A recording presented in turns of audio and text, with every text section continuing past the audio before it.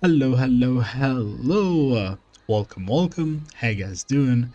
Today is gonna be a comparison between the two strongest DPSs in the game with version 2.1.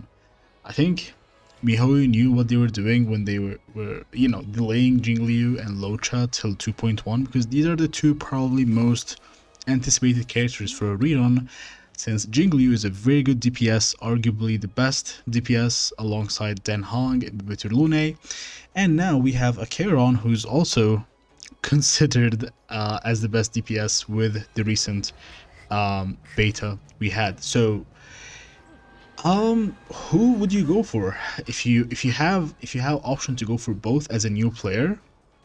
Of course, go for it. I would say they're really good. You can build two teams around them. Each team will carry you in most of the content, either Simulated Universe, Memory of Chaos, Pure Fiction. They're really good. They can work well. But if you don't have the funds for both characters and want to go for only one, it depends on your decision where if it's a character you like, go for it. Again, these two are DPSs. They only do one job, which is do damage, and there's a lot of characters that can do that. Yes, there are characters who can do it better, but you will complete the game without an issue with any of them. So with comparing both of them, every character has an advantage on the other, but at the end of the day, they both do damage at the end. So with Jingliu, she can work with almost every support character in the game, starting with Sparkle, the most recent broken support, and you have Ruan Mei, who is, in my opinion, the best character in the game.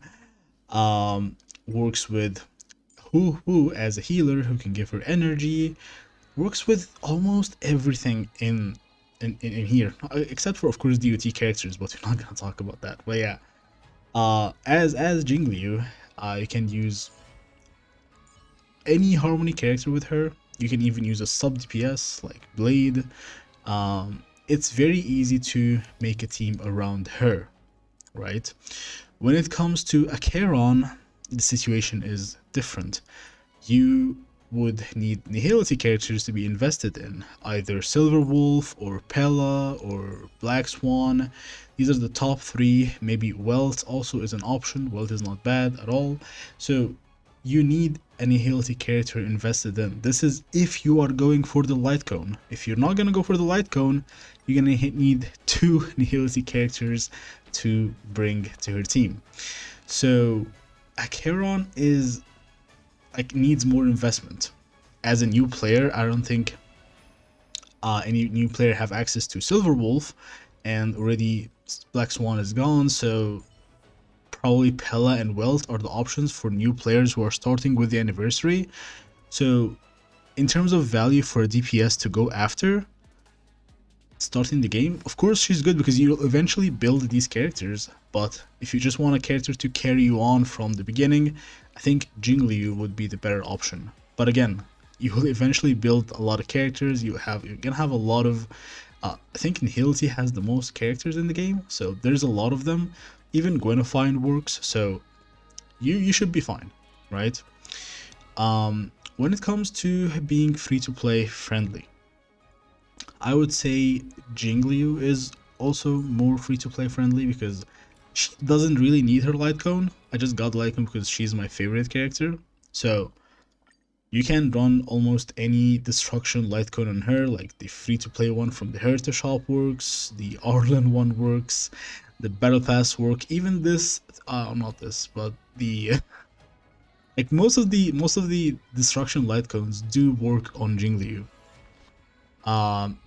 Going to ACHERON, if you're not gonna go for her light cone, you're gonna have to settle with the free, not, it's not free to play, but yeah, you need to have this the Good Night Sleep Well light cone, and you want to have it high dupe level. Other than that, or of course the Welt light cone, which is kind of hard to get. So yeah, there's also the Silver Wolf light cone, but who like who do we know have this light cone, right? So it's not as easy to build ACHERON, but when you build her, you're gonna have fun.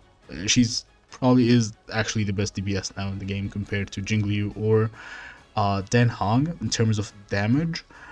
Um, and again, if you have the pulls enough to go for both characters, I would actually recommend going for them both, because you can now make two teams for Pure Fiction or Memory of Chaos, so you can, you know, reach endgame with these two characters just in one version. So yeah, they're also giving Locha and Aventurine, the two banners on the other side, which you can go for to complete your team. So yeah, and again, if you want my opinion, I actually have no opinion on this, because I'll always keep saying that if you like a character, just go for it regardless if they're good or bad.